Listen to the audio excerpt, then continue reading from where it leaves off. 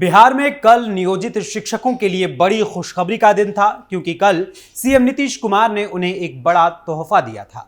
इस दौरान बिहार में सबसे अधिक नौकरी देने की रेस में लगे हुए सीएम नीतीश कुमार ने लाखों की संख्या में नियोजित शिक्षकों को विशिष्ट शिक्षक बनाकर उन्हें परमानेंट नौकरी भी दे दी और साथ ही उन्हें एक और तोहफा देकर सोने पे सुहागा कर दिया। लेकिन जहां लाखों नियोजित शिक्षकों को नीतीश बाबू ने परमानेंट करने का कदम उठाया और आगे और भी अधिक नियोजित शिक्षकों को एक मामूली सी परीक्षा करवाकर नौकरी देने की बात वो कर गए, तो वहीं इसी बीच एक ऐसी खबर भी निकलकर सामने आई है जिसे जानकर खुद सुशासन बाबू के नाम से प्रसिद्ध नीतीश कुमार के शिक्षा विभाग के पांव तले जमीन खिसक गई है। जी हां, जिस शिक्षा विभाग की नौकरियां सियासी जगत के पलटू राम लोगों में बांट रहे हैं, उसी शिक्षा विभाग में पिछले 16 सालों से एक ऐसा घोटाला हो रहा है जिसका खुलासा होने पर शिक्षा विभाग की आंखें फटी की फटी रह गई। आखिर क्या है पूरा मामला, आपको बताएंगे विस्तार से हमारी आज की इस स्पेशल स्टोरी में। नमस्कार, कैपिटल टीवी बिहार देख रहे हैं आप और मैं हूं आपके साथ अखिलेश पांडे। दरअसल कल बिहार के मुख्यमंत्री नीतीश कुमार ने बिहार के 1,14,138 नियोजित शिक्षकों को नियुक्ति पत्र यानी कि उनको पूरी तरीके से परमानेंट करते हुए उनका नियुक्ति पत्र उन्हें सौंपा और उन्हें परमानेंट सरकारी कर्मचारी बना दिया और साथ ही उन्हें एक और तोहफा देते हुए कहा कि अब नियुक्ति पत्र मिलने के बाद विशिष्ट शिक्षक बन जाने के बाद भी सभी शिक्षक अपने वर्तमान स्कूलों में ही तैनात रहेंगे, वहीं पढ़ाते रहेंगे। दरअसल पहले चर्चा थी कि विशिष्ट शिक्षक बनने के बाद नियोजित शिक्षकों को किसी दूसरे जिले या किसी दूसरे स्कूल में तबादला कर दिया जाएगा, उन्हें भेज दिया जाएगा, जिसको लेकर उनके मन में काफी बेचैनी थी, जिसे सीएम नीतीश कुमार ने अपने ऐलान से राहत में तब्दील कर दिया। वैसे आपको बता दूं कि आखिर ये नियोजित शिक्षक होते कौन हैं जिन्हें नीतीश सरकार विशिष्ट शिक्षक बनाकर परमानेंट सरकारी जॉब दे रही है। दरअसल नियोजित शिक्षक पंचायती राज नगर निकाय संस्थान के वो कर्मचारी हैं जो सरकारी स्कूलों में पढ़ाते हैं, लेकिन उनकी सेवा नियमावली राज्य सरकार के कर्मी या यूं कहें कि सरकारी शिक्षकों की नियमावली के जैसी नहीं होती, बल्कि उनसे भिन्न होती है, उनसे अलग होती है, जिस वजह से इन नियोजित शिक्षकों को ट्रांसफर, प्रमोशन, वेतन बढ़ोतरी, डीए समेत राज्य सरकार की ओर से मिलने वाली अन्य सुविधाओं का लाभ नहीं मिलता है, जबकि अब उन्हें विशिष्ट शिक्षक बनने के बाद ये सुविधाएं मिलनी शुरू हो जाएंगी। वहीं आपको बता दें कि जिन शिक्षकों को नियुक्ति पत्र दिया गया है उनमें 98,349 प्रारंभिक शिक्षक, 12,524 माध्यमिक शिक्षक और 3,265 उच्च माध्यमिक शिक्षक शामिल हैं। इसके साथ ही सीएम नीतीश कुमार ने इस दौरान ऐलान किया कि बाकी बचे 85,609 नियोजित शिक्षकों को भी जल्द ही एक सामान्य परीक्षा करवाकर उसी के माध्यम से विशिष्ट शिक्षक बनने का उन्हें भी मौका दिया जाएगा। इस मौके पर सीएम नीतीश कुमार ने क्या कुछ कहा, आप खुद सुनिए उन्हीं की जुबानी इस वीडियो में। पहली सक्षमता परीक्षा हुई तो उसमें आप समझ लीजिए कि 1,87,818 नियोजित शिक्षक पास हुए। दूसरी सक्षमता परीक्षा भी हुई है, अब उसमें कुल मिला के आप लोगों के बीच में से 65,716 नियोजित शिक्षक पास हुए। इसके बाद अभी 85,609 नियोजित शिक्षक शेष बचे हुए। तो इसलिए बाकी सबका भी हम लोग चाहते हैं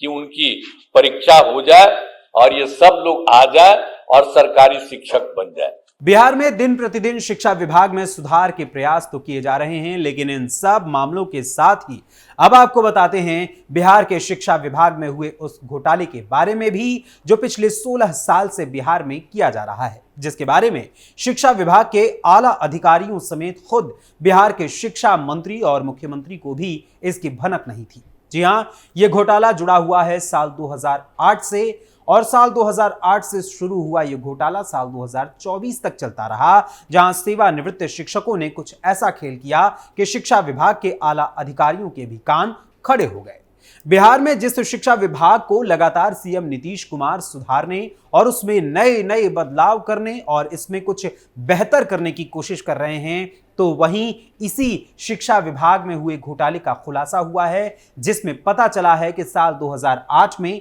सेवा से मुक्त हो चुके एक शिक्षक महोदय पिछले 16 सालों से लगातार अपनी हाजिरी रजिस्टर में मेंटेन कर रहे हैं और उन्हें वेतन भी दिए जाने की बात सामने आ रही है। दरअसल खबरों के मुताबिक यह मामला तब सामने आया जब इन श्रीमान शिक्षक महोदय को मिलने वाले वेतन का मामला अदालत पहुंच गया।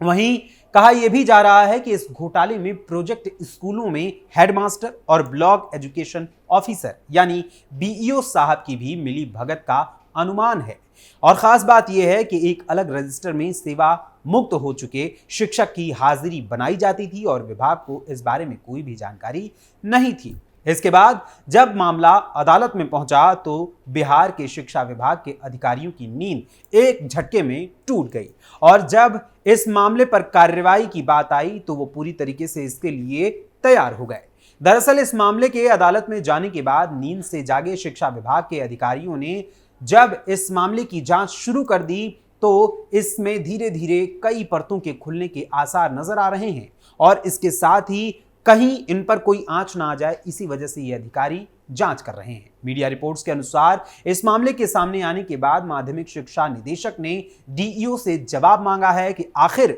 कैसे एक रिटायर्ड शिक्षक 16 सालों तक स्कूल में काम करता रहा और उसकी हाजिरी भी रजिस्टर में मेंटेन होती रही। इसके साथ ही इस मामले में स्कूल के हेडमास्टर साहब से भी स्पष्टीकरण मांगा गया है और इससे जुड़े शिक्षक की उपस्थिति वाले रजिस्टर को भी मंगाया गया है और साथ ही साथ इस मामले में वर्तमान के साथ साथ तत्कालीन हेडमास्टर साहब से भी जवाब मांगा गया है जो इस शिक्षक के रिटायरमेंट के समय यानी कि सेवा मुक्ति के समय अपने पद पर तैनात थे। वहीं जब से यह मामला सामने आया है तब से शिक्षा विभाग पूरी तरीके से चौकन्ना हो गया है, क्योंकि मिली जानकारी के अनुसार साल 2008 में अलग अलग स्कूलों के तकरीबन 2 दर्जन से अधिक शिक्षक ऐसे रहे हैं जिन्हें शिक्षा विभाग ने सेवा की मान्यता नहीं दी थी, जिसके बाद इनकी सेवा को मौखिक रूप से समाप्त कर दिया गया था और इन्हें सेवा से मुक्त कर दिया गया था। लेकिन अब एक स्कूल के सेवा मुक्त शिक्षक महोदय जब अपनी तनख्वाह लेने के लिए पहुंचे तो उन्हें पैसा नहीं मिला, क्योंकि वो तो साल 2008 में ही सेवा से मुक्त कर दिए गए थे। जिसके बाद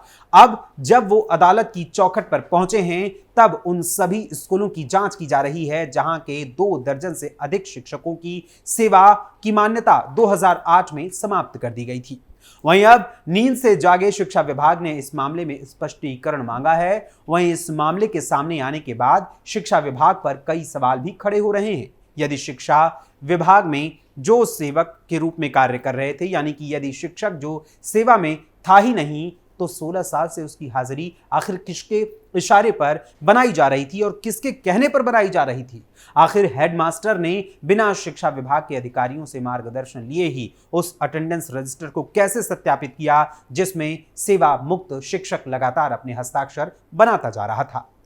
गौरतलब है कि बिहार में अगले साल विधानसभा के चुनाव होने वाले हैं और इस बीच सीएम नीतीश कुमार लगातार सरकारी विभागों में रिक्त नौकरियों या रिक्त पदों के बारे में जानकारी इकट्ठा करते हुए उन्हें लगातार भरने की कोशिश में लगे हुए हैं, जिसके क्रम में उन्होंने नियोजित शिक्षकों को विशिष्ट शिक्षक के रूप में अब नियुक्ति पत्र दे दिया है। वहीं इसके साथ ही सीएम नीतीश कुमार ने इस दौरान अपनी बात कहते हुए कहा कि बिहार में बालिका शिक्षा को बढ़ावा देने के लिए भी सभी पंचायतों में 102 उच्च माध्यमिक विद्यालय खोले गए हैं। इसके साथ ही जहां लड़कियों को 12वीं पास करने पर पहले 10,000 रुपए मिलते थे, वहीं अब इसे बढ़ाकर 25,000 रुपए कर दिया गया है। इसके साथ ही जहां ग्रेजुएशन करने के बाद यानी कि ग्रेजुएट होने पर, स्नातक होने पर उन्हें पहले 25,000 रुपए प्रोत्साहन राशि के रूप में दिए जाते थे, तो वहीं अब इस राशि को बढ़ाकर 50,000 रुपए कर दिया गया है, जिसके बाद से अब लड़कियां भी